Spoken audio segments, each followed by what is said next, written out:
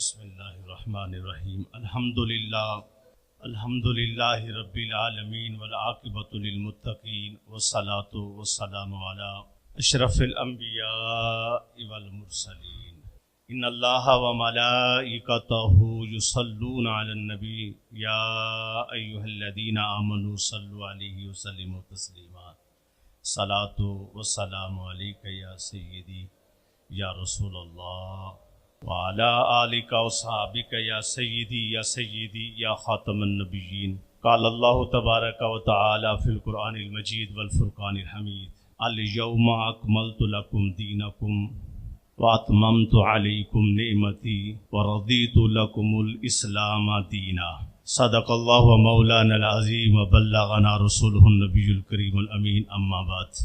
دعا ہے کہ اللہ میری آپ کی ہم سب کی حاضری کو اپنی بارگاہ عالیہ میں حضور پرنور سرور کائنات صلی اللہ علیہ وسلم کے وسیلہ جلیلہ سے منظور اور مقبول فرمائے۔ آج آپ نے کچھ کتابیں دیکھی ہوں گی، میرا مقصد آج تھوڑا سا جو چاہتا ہوں اللہ کرے میرے آقا کے صدقے سے میں وہ بیان کر پاؤں۔ ایک تو فی زمانہ جو چیز دیکھنے میں آتی ہے، ہر طرف آپ غور کریں گے دیکھیں گے کہ اسلام کو مختلف مشکلات اور چیلنج کا سامنا ہے۔ جو میرے پاک نبی صلی اللہ علیہ وسلم سے دین متین آیا، جو شریعت آئی، اس کو مسخ کر کے رکھ دیا گیا ہے۔ عقائد کے لحاظ سے خرابی پیدا ہو گئی ہے۔ تصوف، صوفیہ، بیعت کو مرشد کیسا ہونا چاہیے، یہ سب خرابیاں پیدا ہو گئی۔ الجھنیں اتنی ہیں کہ سلجھنے کا نام نہیں لیتی۔ ہم بات تو کرتے رہتے ہیں، آج جو بالخصوص جس چیز پر بات کی جائے گی وہ بات ہے کہ یہ جو جاہل پیر ہیں ان کے اوپر اعتقاد کرتے ہیں، اور ان کو یہ شریعت کے تارک لوگ حضور کی شریعت سے دور اور حضور صلی اللہ علیہ وسلم کی شریعت مطہرہ سے بیزار، ان کا کوئی فعل، کوئی قول، کوئی عمل، کوئی سیرت، کردار بالکل مخالفت میں ہے، اور پھر بھی لوگ ان کی پیروی کرتے ہیں، ان کے پیچھے چلتے ہیں، ان کو مانتے ہیں۔ میں نے چند کتابیں رکھی ہیں، ان سے حوالہ دوں گا، اور پہلے کچھ قرآن پاک کی آیت میں نے پیش کی ہے کہ آج تمہارا دین مکمل کر دیا گیا ہے، اور اللہ کی ایک نعمت تم پر پہنچ چکی ہے، اور یہ نعمت تمام کر دی گی، اس کے بعد اس میں کوئی گنجائش نہیں۔ حدیث پاک میں ہے، اور بخاری اور مسلم کی حدیث پاک ہے، من احدث فی امرنا ھذا ما لیس منہ فہو رد، بخاری اور مسلم کی حدیث پاک۔ جس بندے نے ایسی بات کی جس کا تعلق قرآن اور حدیث سے نہیں ہے، جس کا تعلق میرے پاک نبی صلی اللہ علیہ وسلم کے فرمان سے نہیں ہے، قرآن سے نہیں ہے، فَهُوَ رَدٌ، اٹھا کے پھینک دو، اس کا دین اسلام سے کوئی تعلق نہیں۔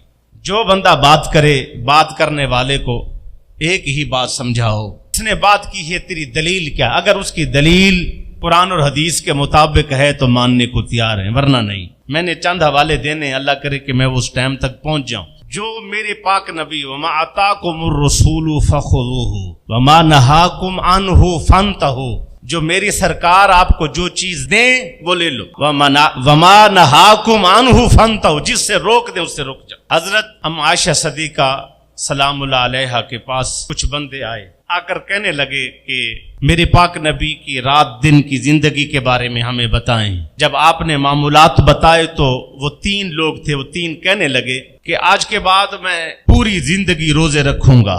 حضرت ام عائشہ ان کی بات اندر سے سن رہی، آج کے بعد میں پوری زندگی روزے رکھوں گا۔ اس کے بعد دوسرے نے کہا کہ میں اب شادی ہی نہیں کروں گا، اور تیسرے نے کہا کہ میں ساری زندگی اب سوؤں گا ہی نہیں۔ ٹھیک ہے جی۔ اب جب یہ بات ام عائشہ صدیقہ سلام اللہ علیہ نے سنی تو ان کے جانے کے بعد میرے پاک نبی کی بارگاہ میں التجا کی۔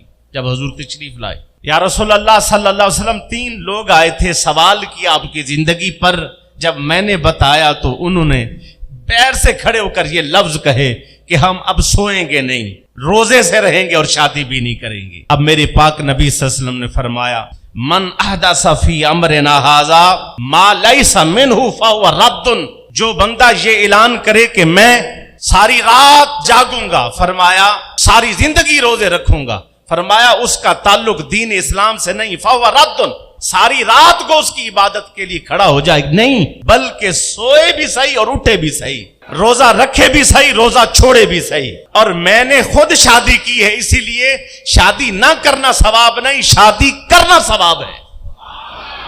بظاہر یہ تینوں چیزیں زیادہ عبادت کے لیے، بظاہر یہ تینوں چیزیں مجاہدے کے ساتھ تعلق رکھتی ہیں۔ ساری رات نہیں سوؤں گا، کیوں نہیں سو گے بھائی؟ یہاں میرے پاک نبی کی شریعت، میرے حضور صلی اللہ علیہ وسلم کا طریقہ، میرے پاک نبی نے کیسے زندگی گزاری اور کیسے زندگی گزارنے کا طریقہ سکھایا۔ آج 2 ٹکے کا بندہ کھڑا ہو کے صوفی صافی بن کے مختلف قسم کے لباس پا کے مختلف طریقے اپنا کے یہ ثابت کرنے کی کوشش کرتا ہے مجھ سے بڑا مجاہدہ کرنے والا کوئی نہیں، مجھ سے بڑا دین پر چلنے والا کوئی نہیں۔ تیرے دین کو ہم نے کیا کرنا ہے؟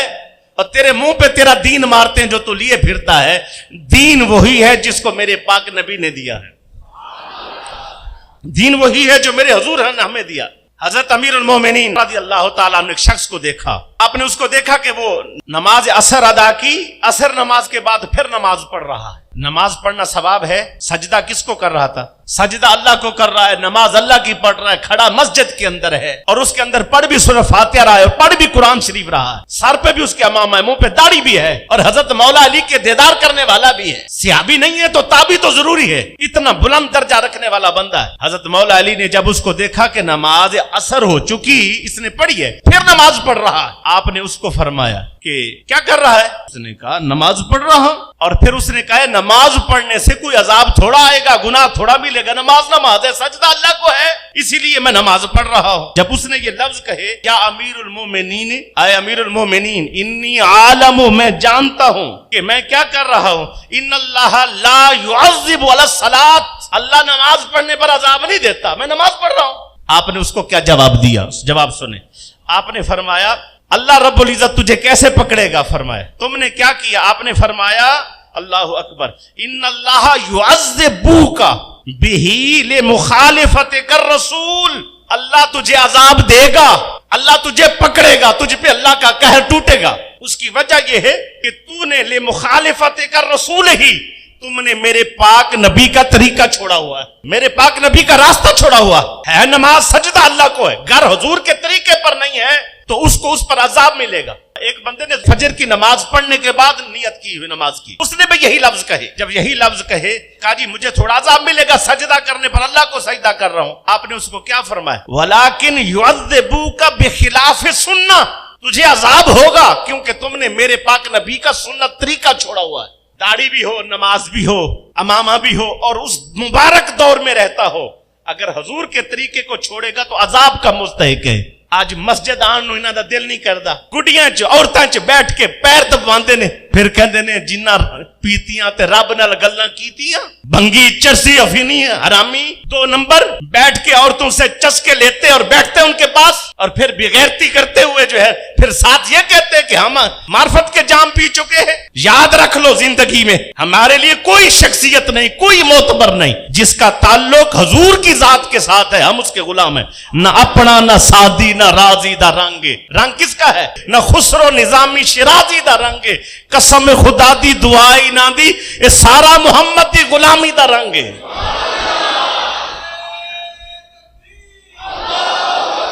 جس کو جو ملا حضور کی غلامی سے ملا، جس کو ملا حضور کے در پہ بھیک مانگنے سے ملا، سنت سے ملا، شریعت سے ملا۔ کس کو پیر مانتے ہو؟ جس کو پیر مانتے میں ان کے حوالے لے کے آئے، سارا دن قوالیاں گانیاں نال بکواساں کرنی، اسی معرفت دے جام پہ غنیت الطالبین، حضور غوث پاک رضی اللہ تعالیٰ نے اس میں لکھا ہو، میں حوالے لے کے بیٹھا ہوں، ریکارڈ بھی کرا رہا ہوں، چڑھاؤں گا اس کو، دیکھنا بار بار جا کے سنانا، کسی میں دم ہے تو آئے ملنگوں میں۔ حضور غوث پاک نے فرمایا المزامیر الشیطان، یہ سارے باجے قوالی حرام ہے، شیطانی عمل ہے۔ فتح ربانی کے اندر آپ نے فرمایا پوری زندگی میں ایک ہی کام کیا ہے جو معرفت کے جام پیے ہیں۔ حضرت غوث پاک رضی اللہ تعالیٰ فتح ربانی میں فرماتے ایک ہی کام کیا، حضرت کیا؟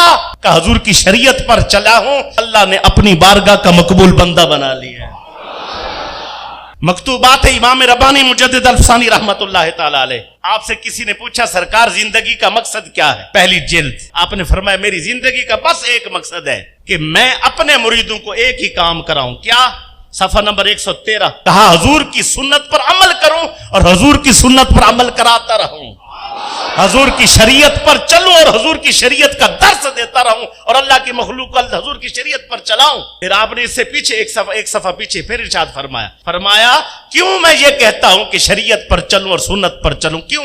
فرمایا اسی لیے کہتا ہوں کل ما یفعل المحبوب محبوب کی ہر چیز بھی محبوب ہوتی ہے، محبوب کی ادا بھی محبوب ہوتی ہے، محبوب کا بول بھی محبوب ہے، محبوب کا اٹھنا بھی محبوب ہے، محبوب کا بیٹھنا بھی محبوب ہے، محبوب کا چلنا بھی محبوب ہے. وہ کیسے لوگ ہیں جو پاک نبی کو اپنا محبوب بھی مانے، سرکار بھی مانے، آقا بھی مانے اور ساری زندگی حضور کی مخالفت کرے، اور ہم لوگ چپ کر کے ان کو پیر بھی مانے. ہر بندے کو تقریباً یہ تماشے لگے ہوتے ہیں، ہم لوگ گگو بن کے سنتے رہتے. ٹھیک، وہابی کے خلاف بات ہوئے وہابی ہے، کسی کے خلاف یہ تبلیغی ہے، یہ ایسا ہے. وہابی تبلیغی اپنی جگہ پر ہے، اللہ کی عزت کی قسم مجھے تو ان میں ایمان نظر بھی نہیں آتا. نماز کے منکر ہے، پردے کے منکر ہے، قرآن کے منکر ہے، شریعت کے منکر ہے، مسلمان ہی نہیں ہے. ایک فرض کا منکر کافر ہو جاتا ہے. تم ابھی بھی ان کو مسلمان بنائے بیٹھے ہو. ساری زندگی میرے پاک نبی پر صلی اللہ علیہ وسلم کی بارگاہ میں عرض کیا گیا، یا رسول اللہ صلی اللہ علیہ وسلم بتائیں سب سے بڑا گناہ اللہ کی بارگاہ میں کون سا ہے؟ سب سے بڑا گناہ اللہ کی بارگاہ میں کیا ہے حضور ہمیں بتائیں. میرے پاک نبی نے فرمایا سب سے بڑا گناہ یہ ہے کہ میرا طریقہ موجود ہو اس کو چھوڑ کے دوسرے لوگوں کے راستے پہ چل پڑنا. سب سے بڑا گناہ ہے حضور کی سنت. من تمسک بسنتی عند فساد امتی فلہ اجر 100 شہید او کما قال نبی علیہ الصلوۃ والسلام. ایک سنت پہ عمل کرنا 100 شہید کا ثواب ہے. سنتے ہم نے چھوڑ دی، راستے سرکار کے چھوڑ دیے، پھر محبت کے دعوے بھی ہے، میلاد بھی ہے، قوالیاں کر کے میلاد پہ ہوندے نے. شرم نہیں ہوندی؟ ثابت کر کے دکھاؤ میرے پاک نبی سے، صحابہ سے ثابت کر کے دکھاؤ. پتہ نہیں ایک بار وہ بچیوں نے کوئی دف کیا بجا دی، سینکڑوں حدیثیں موجود ہیں انکار پر کہ منع ہے، دف منع ہے، حرام ہے، پھر بھی بجائے جاتے. شراب پہلے پیتے تھے، پھر اب شراب پیو نا. پہلے شراب ایک حدیث آپ کو ملے گی جس میں صحابہ نے شرابیں پی ہے، پھر لیکن منع کی آ گئی. اب سارے سمجھتے ہیں کہ نہیں ہے، پہلے مکہ میں نماز نہیں پڑھی گئی. اسی طرح یہ حدیث بھی اسی طرح آئی ہے. جب حضور تشریف لے کر گئے، یہ ابتدائی دور تھا، انہوں نے کون سا اسلام کے جو ہے نا جام پیے ہوئے تھے یا حضور کی سنگت کے جام پیے ہوئے تھے؟ بچیاں لے کر، دیر میں بیان پہ جا رہا ہوں، اتنی بڑی بڑی دفیں لڑکیاں لے کے جا رہی ہیں، گھروں میں بجائیں گی، میلاد پڑے جا رہے. تماشا بنا کے رکھ دیا دین کا. جس عورت کو پردے کا حکم ہے صلاۃ و تسبیح کے لیے گھروں مسجدوں میں صبح میں شرم نہیں آتی بندیاں نو اعلان پہ اعلان. صرف کیا ہے، عورتیں آئیں گی چندہ ہو جائے گا بس. فرض نماز کے لیے عورت مسجد نہیں آ سکتی، اس کو مسجد کے لیے روکا گیا ہے. فرض نہ پڑھے، گھر میں پڑھے، گھر میں زیادہ ثواب. صلاۃ و تسبیح کے لیے مکروہ ہے، مرد کے لیے اعلان نہیں کر سکتے آپ. بھائی ان کو بتاؤ بی بی پردہ کر، اس میں ثواب ہے. بی بی حیا سے بیٹھ، اس میں ثواب ہے. گھر میں رہ، اس سے زیادہ ثواب ہے. ذرا گھر میں ثواب کی نیت ہے تو پھر حضور کے طریقے پہ چلو، برکت ہی برکت. ہاں، پردے میں رہ کے کسی گھر کے کسی حصے میں خود پڑھنا نہیں آتا، مسجدوں کے علاوہ کوئی گھروں میں اہتمام کیا جائے، ایک بی بی کھڑی ہو کے ان کو پڑھا دے، اس میں کوئی منع نہیں ہے. لیکن مسجدوں میں آنا، تالے لگ جانا، امام کا اس میں بیٹھ کے خطاب کرنا، یہ کہاں سے ثابت؟ عورتوں میں جو ہے نا بیٹھ کے ممبر پہ بیٹھا ہوتا ہے، ساری عورتیں نیچے بیان ہو رہے ہوتے ہیں. یہ تو چلو دھجیاں اڑا کے رکھ دی ہم نے شریعت. ایک پیر مرا ہے لاہور کے اندر، اس کو جھولے میں لٹایا انہوں نے، جھولے میں لٹا کے اس کو قبر میں لے گئے. باہر ایک رسی رکھی ہوئی ہے، جو مرید جاتا ہے جھولا پکڑ کے ایسے ہلاتا ہے. کیا ہے جی، ہماری دعائیں قبول ہوں گی. پیر صاحب نے کہا تھا جھولا ہلائیں. میں نے کہا کبھی قبر کھول کے دیکھ اس لانتی پہ کتنا عذاب ہو رہا. تماشے بنا کے رکھ دیے. جتنے غیر شرع لوگ ہیں آؤ میرے ساتھ، میں لکھ کے دیتا ہوں. ایک جگہ مجھے آصف صاحب مجھے لے کر گئے ایک جگہ پر. جب میں گیا تو انہوں نے مجھ سے پہلے وہ جس جگہ پر، ان کا بھی اصلاح کی نیت تھی کہ وہاں جائیں، کہ وہاں لوگوں کو سمجھیں. اس کے بعد مجھے بھی پتا نہیں تھا کہ وہاں کیا کچھ ہوتا ہے. جب میں وہاں سے واپس آیا مجھے لوگوں نے بتایا ادھر ایک یہ جو بوٹا نامی بندہ ہے، عورتیں اس کو دباتی ہیں، اس کی قبر پہلے تیار ہو چکی ہے. مریا نہیں علی خبیث، قبر پہلے تیار نے. جھوٹی شہرت، جھوٹے دعوے، نبی سے تعلق کی کوئی نہیں. اما عائشہ صدیقہ سلام اللہ علیہ کیا ملتا حضور کی شریعت سے بتاتا ہوں. اور صحابہ نے کیسے پایا؟ حضور صلی اللہ علیہ وآلہ وسلم گھر تشریف لائے. اما عائشہ صدیقہ نے فرمایا سرکار بارش ہو رہی ہے، آپ بھیگے نہیں ہیں؟ میرے پاک نبی صلی اللہ علیہ وسلم نے غور سے جب دیکھا تو فرمایا عائشہ جو تیرے سر پہ دوپٹہ ہے نا کپڑا یہ میرا ہے، اس کو اتار اپنا دوپٹہ پہن پھر بتا۔ اما عائشہ نے جب حضور صلی اللہ علیہ وسلم کا وہ مبارک چادر پاک اتاری اپنا دوپٹہ لیا تو بارش نہیں ہے، کہا یا رسول اللہ اب تو بارش نہیں ہے۔ آپ نے فرمایا عائشہ جب تم نے میری چادر اپنے سر پہ رکھی نا تو میری چادر کی برکت سے یہ اللہ کے انوار و تجلیات کی بارش تھی۔ میرے پاک نبی کے جسم اطہر سے چادر لگ جائے تو اس سے اتنے انوار آئے، تجلیات اور انوار کی بارش ہو جائے، اور جو میرے پاک نبی کا مبارک طریقہ ہے اس میں کتنے انوار ہیں، وہ ذات سے مس ہو گیا۔ یہ حضور کی بات ہے، جس کی ذات کی قدر ہوتی ہے اس کی بات کی بھی قدر ہوتی ہے۔ ہم نے حضور کو حقیقی نبی مانا ہوتا ان لوگوں نے اور سچا رسول ماننا ہوتا، آج یوں نہ در بدر بھٹکتے اور پھرتے مارے مارے۔ صحابی دیوار کے ساتھ ٹیک لگ کے نہ نماز پڑھ رہا ہے ایسے، جب سلام پھیرا کسی نے پوچھا، حضرت عبداللہ ابن عمر سلام پھیرا پوچھا بیمار ہے؟ کہا نہیں۔ کہا پھر ٹیک لگ کے نماز کیوں پڑھتے ہو؟ کہا ایک دن حضور نے یہاں ٹیک لگ کے نماز پڑھی تھی اسی لیے نماز ایسے پڑھ رہا ہوں۔ کہا سرکار کی تو طبیعت ٹھیک نہیں تھی حضور نے اسی لیے ٹیک لگائی تھی۔ کہا بس ہو نہ ہو ہم تو یار کی ادا ادا فرما رہے ہیں۔ کھلا میدان ہے، چٹیل میدان، چٹیل میدان کے اندر گھوڑا جا رہا ہے یا سواری جا رہی ہے، حضرت عثمان غنی ذوالنورین اس ایسے نیچے لیٹے، اس کے بعد پھر سواری نے کراس کیا۔ کہا حضرت کیا خیر تو ہے؟ سواری کے اوپر لیٹ کے یہ کراس کر رہے ہیں، خیر تو ہے؟ طبیعت ٹھیک ہے؟ کہتے ٹھیک ہے۔ کہا پھر لیٹ کیوں گئے؟ کہا حضور یہاں سے گزرے تھے تو سرکار لیٹ گئے تھے اسی لیے میں لیٹ گیا۔ کہا اس وقت تو جھاڑی تھی، یہاں کیا تھی؟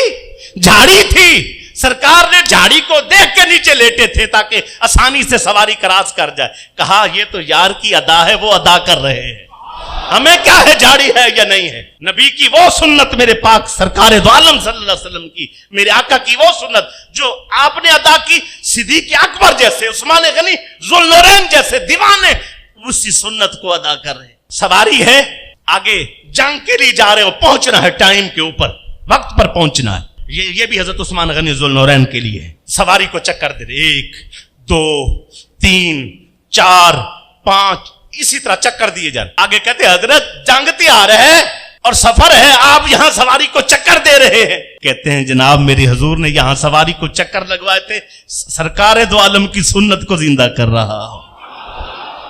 جن کو اللہ نے آنکھیں دی تھی انہوں نے میرے پاک نبی کی ادائیں اپنائیں اور رب کا قرب حاصل کیا، رب کا قرب حاصل کیا، حضور کی ادائیں اپنا کے۔ آنکھ والا تیرے جوبن کا تماشا دیکھے، حضور سے کیا ملتا ہے؟ کسی کی آنکھیں ہوں تو آنکھ والا تیرے جوبن کا تماشا دیکھے، دیدائے کور کو نظر آئے کیا وہ کیا دیکھے، اندھے کو کیا پتا کہ سرکار کی سنت کیا ہے۔ بھنگی کو جب آپ جا پوچھو تے بھنگی چنگی لگنی ہے نا، جس نے حضور کی سنت کا نشہ چڑھا ہے، جس کو میرے پاک نبی کی شریعت کا نشہ چڑھا، اس سے پوچھو لمحہ برابر بھی ہے۔ اگر ادھر ہوتے ہیں تو جان نکلتی ہے۔ لوگ بڑی بڑی باتیں کرتے ہیں، فلاں عارف ہے، فلاں فلاں ہے، فلاں فلاں ہے۔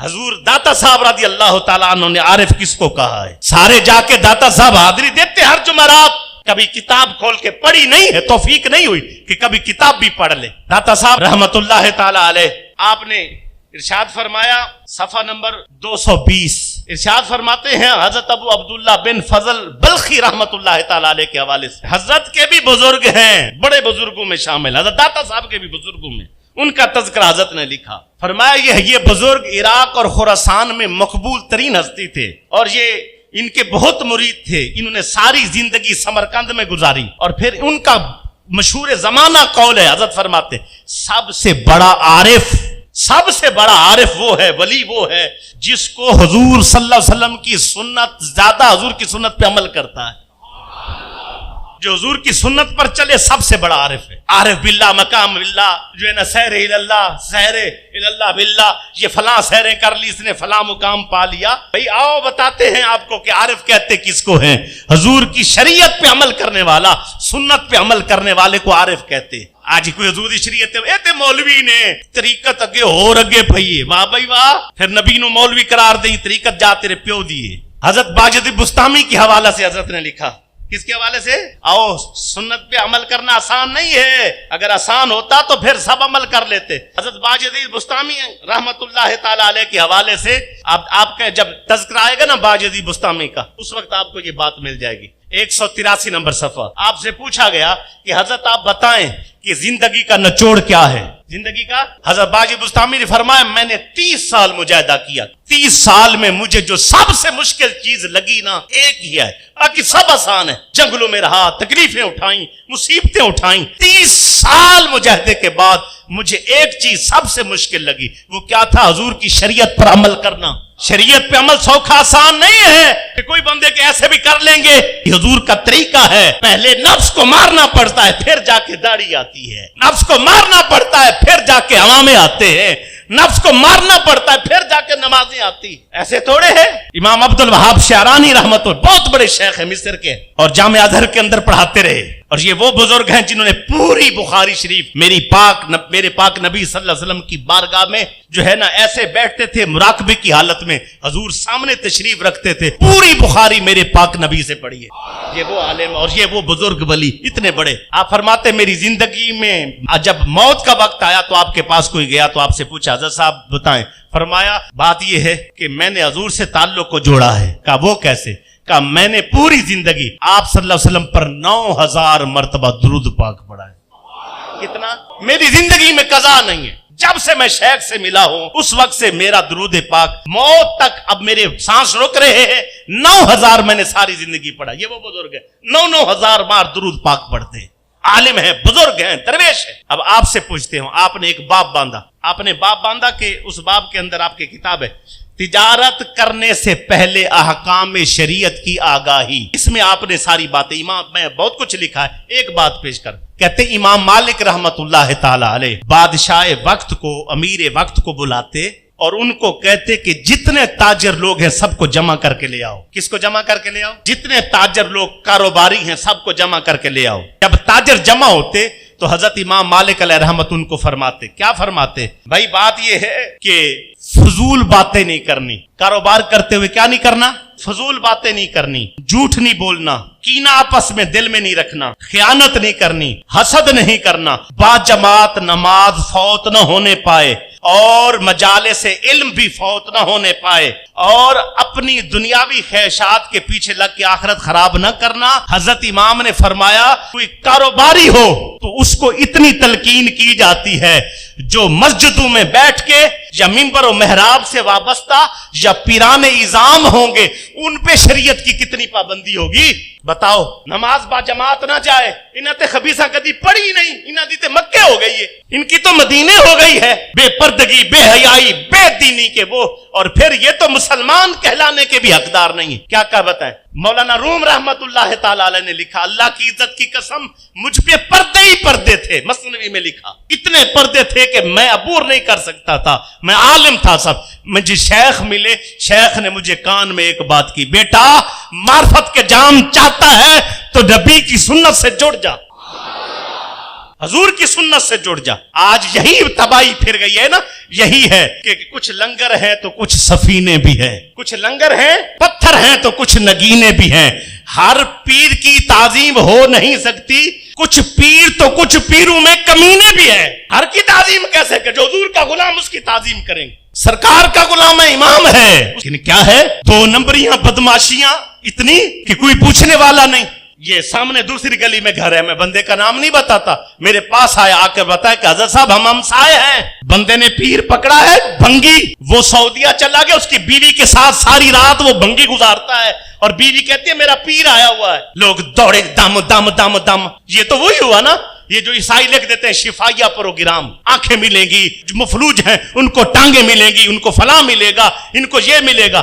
سارے جڑے کمزور اور ضعف الاعتقاد لوگ دوڑے ہوتے ہیں, جی ممکن ہے آنکھیں مل جائیں. عیسائیوں کے پاس بھی چلے جاتے ہیں. غرض کیا ہے؟ غرض یہی ہے کہ چلو تکلیف دور ہو جائے. بھائی تکلیف تیری دور میرے پاک نبی کے دامن سے جڑنے سے ہوگی, توکل کرنے سے ہوگی. حضور صلی اللہ علیہ وسلم کے در پہ جھک جا, کرم ہو جائے گا. جنید بغدادی رحمت اللہ تعالیٰ علیہ, اور اس کو بہو سلطان علیہ رحمت نے لکھا. جاتے ہیں بہو سلطان گاڑیاں بھر کے, گاڑیوں کی گاڑیاں بھر کے چلے ہیں بہو سلطان. تعلیم پہ عمل نہ کرنا, سارے سلطانی تے ملتانی بن گئے نے. ساری بیبیاں لگی پھرتی ہیں, ادھر بیٹھی ہیں ہاتھ پھیلا. کوئی طریقہ بھی ہوتا ہے, کوئی چج بھی ہوتا ہے, کوئی انسانیت بھی ہوتی ہے. بزرگاں نو پڑھو تے صحیح نا, ਕੁੱਤੇ ਤੇ ਰਿੱਛ ਪੈ ਲੜਾਉਂਦੇ ਨੇ। ਉਹਨਾਂ ਨੂੰ ਜਾ ਕੇ ਪੁੱਛੋ ਇਨਸਾਨ ਦੇ ਪੁੱਤਰੋ कहते हो हजरत बहू सुल्तान यही काम करके वली बने सन, जिनकी सारी जिंदगी शरीयत पे गुजरी। बहू सुल्तान अलैहि रहमत फरमाते हैं कि आपने तज़किरा लिखा बियात बाहू के अंदर हजरत जुनैद बगदादी अलैहि रहमत और हजरत शिबली रहमतुल्लाह ताला अलैह दोनों जंगल में थे, नमाज कराने लगे। क्या कराने लगे? बाजमात नमाज के लिए नियत बांधना। अल्लाह, पीछे से एक बंदे ने आवाज दी, लकड़ियां चुन रहा था, जंगली था, जंगल का रहने वाला था, देहाती था। उसने कहा हजरत रुक जाना, जमात करवा रहे हो तो मुझे भी शामिल कर लो, जमात करवा रहे हो मुझे भी शामिल कर लो, मैंने भी नमाज पढ़नी है। हजरत जुनैद बगदादी अलैहि रहमत ने मुड़ के देखा, जब देखा इसको कि हजरत शिबली को, कहा शिबली ये जो बंदा आ रहा है मुझे आरिफ लगता है, ये विलायत के बड़े दर्जे पर जिसको नमाज की इतनी कदर है। उनकी नजरों में जमात पढ़ने बाजमात नमाज पढ़ने वाले आरिफ होते थे। ये भंग घोटन वाले नु आरिफ बनाते ने, लाल कपड़े पाउण वाले नु पहराम नुमा बन के सारी जिंदगी मुतार हाथ चुक के बदमाशियां करने वाले नु आरिफ कहंदे ने, गुडियां ते औरतां दबाण वाले नु आरिफ कहंदे ने, कुतबे वक्त गौसे दौरान ते पता नहीं क्या क्या बनाए फिरते। हजरत क्या फरमाया जुनैद बगदादी अलैहि रहमत ने? आपने अपने एक मुरीद को बुलाया, इधर आ भाई, एक संदूक दिया, फरमाया ये संदूक पकड़, जाके इसको दरिया में फेंका। साथ दरिया लगता था। तो अगले दिन मुलाकात हुई तो पूछा बेटा क्या बना संदूक का? कहा फेंक दी। कहा फिर? कहा जी फेंक आए हो। फरमाया तूने नहीं फेंकी, जा कल फेंक देना। अब उसको पता चल गया कि हजरत साहब को पता चल गया है। कल जाके जब उसने फेंका तो दौड़ता हुआ वापस, काजर साहब अजीब माजरा, आज तुमने फेंकी है, कल तू फेंकता तो ये माजरा तेरे साथ कल हो जाना था। काजर साहब क्या है? कहा मैंने 12 साल लगा के तसव्वुफ पर एक किताब लिखी। क्या लिखी? तरीकत पर, तसव्वुफ पर एक किताब लिखी, 12 साल लगा के। वो किताब लिखने के बाद मैं जो है अब इस नतीजे पर पहुंचा, जब अल्लाह का कुरान मौजूद है और हुजूर का फरमान हदीस मौजूद है, मेरी इस किताब की जरूरत नहीं है। मैंने इसलिए कहा इसको बहा दो जाके। जब तुमने बहाया तो क्या हुआ? कहा हजरत साहब ऐसे के समंदर फट गया, उसमें से एक नूर निकला और उस नूर ने उसको छुपा लिया और वो संदूक गायब हो गई। इतनी नूर वाली किताब थी, इतनी फैज वाली किताब थी, समंदर भी जिसकी कदर करता है। और इतने बड़े बुजुर्गों ने कहा कि हमारे लिए कुरान और हदीस काफी। आज पता नहीं किधर से निकला है, मैं क्या क्या पेश करूं। और कहते क्या है, सूरत भी नजर नहीं आती इनकी, कोई सूरत, कोई शक्ल, कोई ढंग, कोई रंग तो हो ना, सामने बैठा पता ही नहीं लगता इंसान का बच्चा है कि जिंदा पुत्र है। जिस पीर दी सूरत सीरत वेख्या, जे ना आवे रब रसूल दी याद, पीर नू वेखो ते अल्लाह याद आवे। जिस पीर दी सूरत सीरत वेख्या, जे ना आवे रब रसूल दी याद, उस पीर नू बहरूपिया समझी, उस दी नीयत विच फसाद। बहरूपिया है, पीर नहीं, हजूर का गुलाम नहीं। आज शरीयत को मज़हक के रख दिया, तमाशा बना के रख दिया। ये वहाबी होते हैं तो हम सुन्नी होते हैं, लानती तेरे सुन्नी होने पे, ऐसे सुन्नी होते जैसे तू है। ये तमाशा बनाए और फिर वो लोग जबरदस्त मुजरिम हैं जो ऐसे बंदू की ताजीम करते हैं या उनके मुरीदों की ताजीम करते हैं। जबरदस्त रोकना चाहिए। बीवियां जा रही हैं, सब तमाशे लगे हुए। इकबाल ने एक बात आखिर पर कर रहा हूं, इकबाल ने कहा था कि फकर कुरान एहतसाब हास्त भूत नए रुबाबो मस्तियो रक्सो सरूर। टपना ते नचना, ढोला ते बाजियां दे अगे नचना ते टपना, इनू तसव्वुफ नहीं कहंदे। तसव्वुफ यह है कि अपना एहतसाब करके रात नू की तई ते जिंदगी पूरी की करता रहे। पूरी जिंदगी तुमने किया क्या है, जिंदगी गुजारी कैसे है, अपना एहतसाब कर। और फिर वजदो कैफियत शरीयत पे रहते हुए अगर हो तो उसकी इजाजत है। उस पे हजूर गौस पाक के हवाले मौजूद हैं, सारे हवाले मौजूद, अलहदा बाब है। मेरे हजरत साहब रहमतुल्लाह ताला अलैह तशरीफ फरमाए तो इतनी देर में एक शख्स को वजद हुआ, कैफियत हुई। जब कैफियत हुई तो हजरत जुनैद बगदादी अलैह रहमत का नाम लिया, या जुनैद, या जुनैद, या निजाम, या निजाम। हजरत साहब ने फरमाया इसको पकड़ के बिठा दो, इसमें शैतानी कैफियतें आ गई। हमने पूछा सरकार ये क्या वजह है, किसमें शैतानी असरात कैसे महसूस हो रहे? आपने फरमाया हजरत जुनैद का नाम लिया है, हजरत निजाम का नाम लिया है, रहमतुल्लाह ताला अलैह क्यों नहीं कहा? कहा फकीर दरवेश वजद वाला तो वो होता है जो वजदानी कैफियत में भी बुजुर्गों का एहतराम को नहीं बोलता। ढोल बज रहा हो तो कहते सानू कैफियत हो गई है, ठीक है, ढोल तो किसी ने बजाओ, ईसाई भी हो जाती है, हिंदू ने भी हो जाती है। कितने लोगों की तबाहियां फिर गई, घरों के घर तबाह हो गए। मेहरबानी अपने अंदर इल्म ला, شریعت لا، حضور کا طریقہ لا، حضور کی سنت لا. اتنے بڑے بزرگوں کے میں نے حوالے دیے، ان کا مقصد یہی تھا. یہ سب کہہ گئے، متفق ہیں اس بات پر. کس پر؟ حضور غوث پاک رضی اللہ تعالی فتح و ربانی کے اندر اور غنیت و طالبین میں ایک بات کی ہے، وہ پیش کر رہا ہوں. سرکار نے فرمایا کہ جس کو غوث کا درجہ ہوگا نا، جس ولی کو، تم کیسے پہچانے گا کہ سامنے والا غوث ہے؟ سامنے والے بندے کا کیسے پتا چلے گا یہ غوث ہے؟ یہ کیسے پتا چلے گا اس نے حضور غوث پاک رضی اللہ تعالی عنہ سے فیض لیا ہوا ہے اور خود بھی غوثیت کے درجے پہ پہنچا ہے، مجدد پاک کا غلام ہے، جنید علیہ رحمت کا غلام ہے. کیسے پتا چلے گا؟ فرمایا جب تو ان کی سنگت میں بیٹھے گا، تجھے سب سے پہلا تحفہ اللہ کا دین ملے گا، حضور کی سنت اور شریعت ملے گی. مل جائے تو سمجھو وقت کا غوث ہے. اقبال نے نہیں رو کے کہا تھا، اقبال سے کسی نے کہا اقبال بتا یہ اتنی شاعری تو کر گیا ہے، یہ کیسے آئی تجھے یہ شاعری، یہ سارا کچھ کیسے ہو گیا؟ اقبال چیخ کے کہنے لگا، فرمایا کہ بات سچ ہے کہ تو جو کہہ رہا ہے یہ بات ٹھیک ہے. یہ میں تنہا کمال سخن تک نہ پہنچا، میں تنہا کمال سخن یعنی اعلیٰ درجے تک، میں تنہا کمال سخن تک نہ پہنچا. شعر میرے ہیں، تاثیر ان کی ہے، میں صرف لکھتا گیا ہوں. یہ حضور کی شریعت، حضور کے مرشد پاک کی بارگاہ میں بیٹھ کے جو تاثیر ملی ہے. اور یہ کیا کہا تھا اس نے؟ یہ میں مدینہ سے منگائی جاتی ہے، سینوں میں چھپائی جاتی ہے، توحید کی میں پیالوں سے نہیں نطروں سے پلائی جاتی ہے. یہ شیخ پلاتا ہے، آتی مدینے سے ہے. اقبال جہاں تک پہنچا اس کی وجہ یہی تھی. آگے چلو کہ کسی صاحب درد سے پوچھا گیا کہ سرکار بتائیں اتنی شریعت، ذکر، فکر، عبادت کیسے میسر آیا؟ فرمایا یہ آداب سخن مجھے ایسے نہیں آئے. کیسے آئے جی حضرت؟ پیر میں نے اپنے مرشد کے دابے ہیں. کوئی شریعت والے کے ساتھ بیٹھو، اللہ والے کے ساتھ بیٹھو، پھر کیا ہے؟ پھر آئیں گے، رب کرم فرمائے گا، حضور کے صدقے سے مالک کرم بھی فرمائے گا. فآخر دعوانا ان الحمدللہ رب العالمین.